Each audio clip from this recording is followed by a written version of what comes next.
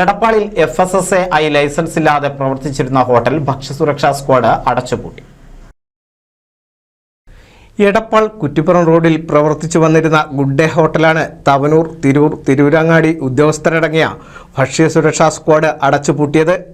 June 18-ന് ഭക്ഷ്യസുരക്ഷാ squad notice നൽകിയതിൻ്റെ അടിസ്ഥാനത്തിലാണ് FSSAI ലൈസൻസിന് അപേക്ഷിക്കാത്തതിനാലും മറ്റ് ന്യൂനതകൾ പരിഹരിക്കാത്തതിനാലും 26-ന് വൈകിട്ട് 7 മണിയോടെ സ്ഥാപനത്തിൻ്റെ പ്രവർത്തനങ്ങൾ നിർത്തിവെക്കാൻ നിർദ്ദേശം നൽകി നോട്ടീസ് പതിച്ചത്.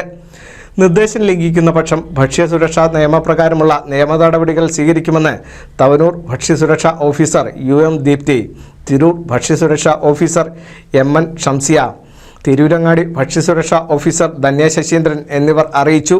NCB news, Edappal. പുതുമയാർന്ന ഡിസൈനുകളിൽ ഡയമണ്ട് കളക്ഷനുകൾ, വിവാഹ പാർട്ടികൾക്ക് നേടാൻ സ്പെഷ്യൽ പാക്കേജുകൾ. സ്വാഗതം പുതുമയാർന്നൊരു ഷോപ്പിംഗ് എക്സ്പീരിയൻസിന്.